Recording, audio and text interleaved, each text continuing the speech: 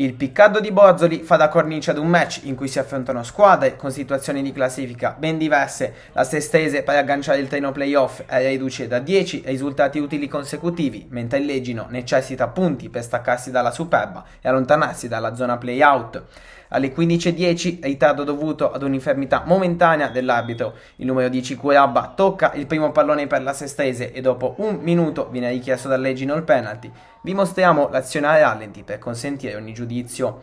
Nell'altra metà campo anche i locali chiedono il tiro dagli 11 metri, ma in questo caso la Moviola toglie ogni dubbio. Al 16esimo, dopo un cross, la palla precipita sulla testa di Donna che spedisce fuori, ma sarà l'azione che precede il gol perché al minuto 27 da una rimessa laterale il Legino riesce ad andare al traversone per l'incornata vincente di Piacentini che non dà scampo a Marotta e la formazione ospite passa meritatamente in vantaggio. Nell'intervallo Valmati fa subentrare Scaffo, Agostini e Galluccio e la Sestese cambia volto, va vicino al gol quando trova successo questa triangolazione, poi Curabba incrocia troppo il tiro. Quest'oggi tanto lavoro per la Moviola perché viene reclamato il terzo rigore della giornata per il contatto sul 9 verde stellato, ma il fischietto di Magaglio non viene utilizzato. Al 50esimo Donna tenta la conclusione dal limite ma termina largamente fuori e non crea pericolo per la Sestese. 5 minuti più tardi piovono polemiche per il contatto Pierioli-Donna, fallo abbastanza evidente non fischiato dall'arbitro e sullo sviluppo Scalzi trova il gol del pareggio accendendo le proteste ospiti, le quali serviranno a poco perché Magaglio dice che è 1-1. Minuto 70, i verdestellati aumentano i giri del motore e sul cross di Galluccio devia il pallone a livello che finisce sul sinistro di Curabba, a pochi passi dal portiere del classe 87 mette a segno il suo 11° gol in campionato e la Sestese ribalta ufficialmente la partita.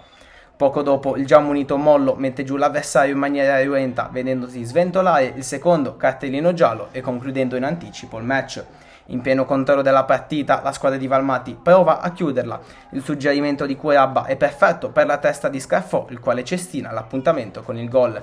Quarto ed ultimo rigore richiesto e non fischiato. Questa volta ci troviamo in area Legino e rivediamo le immagini rallentate. Qualche giro di lancetta più tardi viene impedito ad Andreoni di ripartire, viene così ammonito Piacentini e poi mandato negli spogliatoi quando ci troviamo al minuto 88.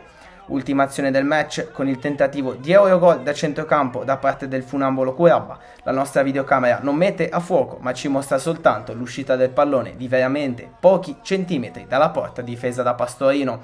Il triplice fischio sancisce la vittoria della Sestese per 2-1, la posizione in classifica delle due squadre rimane invariata ed entrambe nel prossimo turno saranno impegnate in due scontri diretti importantissimi, Sestese contro San Pier d'Arienese e Legino che andrà a finale Ligure.